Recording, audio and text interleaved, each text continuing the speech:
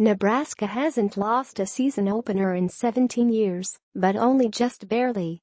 The Husker men's basketball trailed against Eastern Illinois by 6 points with 9 minutes left in the second half, but came back to win 72-68 on Saturday at Pinnacle Bank Arena. So now Nebraska, 1-0, has won its first game of the season 17 straight times dating to 2001, although this was the closest opener in Tim Miles' 6 years as coach. This streak had to survive Nebraska missing 16 free throws, giving up several rebounds you would have expected the Huskers to pull in against a smaller team, and several stretches where the Huskers went a few minutes without scoring. "I'm glad we found a way to win despite some mistakes," Miles said. "We made some mistakes tonight. We didn't shoot foul shots well, we got a little selfish with the ball. The Huskers played better in the second half," Miles said, "but they had to, if they were going to win." "It was a good win," Miles said. "I'm never going to apologize for a win, but I think you have to also commend Eastern Illinois for being a really tough, competitive, tough-minded team."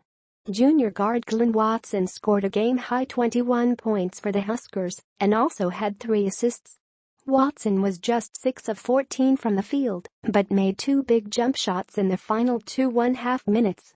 And most importantly, he made the free throws that other Huskers hadn't. Watson made all 4 of his free throws in the final regular 11 seconds to close out the win after Eastern Illinois kept getting layups and fouling. Watson finished 8 of 10 on free throws. "He was the only guy out there where I was going, okay, he'll make both of these," Miles said. When the game was close at the finish, Watson said he was trying to get inside and draw contact. "I was trying to get fouled, to be honest," Watson said. "They were in the bonus and they told us to attack. My shot wasn't falling, so I was just trying to get to the rim and draw fouls and try to make my free throws." Evan Taylor and James Palmer each added 12 points for the Huskers. Sophomore forward Isaiah Roby came off the bench but was all over the place, scoring 11 points and getting 13 rebounds. He also blocked 6 shots, the most by a Husker since Wes Wilkinson had 6 against Creighton in 2005. Nebraska took the lead for good after Roby drove to the basket and scored for a 58-57 lead with 4:26 left. "That's what Coach Miles recruited me to do," said Roby of his first career double-double. "That's what I did in high school, so it's good to see it translate in college. That's my first game like that so far. So hopefully I can keep on doing that." Nebraska had several stretches of the game where it went without scoring. The Huskers shot 38% from the field and 59% on free throws, 23 for 39. "I'm proud of our team because we found a way to win," Taylor said. "It wasn't easy, and we knew we were going to have to grind, but we found a way to win." Eastern Illinois took its largest lead, 54-48, on a three-pointer by Montel Goodwin with 9 minutes left in the game. Thomas Allen and Watson made back-to-back three-pointers for the Huskers right after that to tie the game.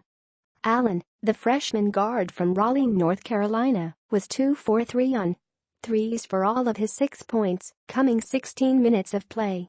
"I believe in Thomas until the end of time," Miles said. He had another three-pointer in the first half that was good.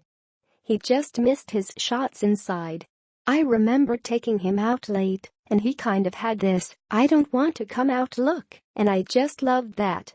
Tom has great poise. He's not afraid of the moment, and I think we could see that tonight." To start the game, Nebraska made 6 of its first 8 field goals for a 14-11 lead. But before long the Huskers had gone 4 minutes without scoring and missed 7 consecutive field goals in that stretch. Terrell Lewis led 3 players in double-figure scoring for the Panthers with 13 points. Eastern Illinois coach Jay Spooner said the Panthers just didn't make the shots it needed at the finish.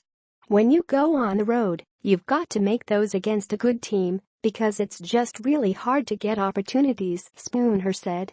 "Because you talk about good coaches now, I mean, there's some good coaches over there, and they're a really tough defensive team to play against because it's just hard to make passes because they're just very big."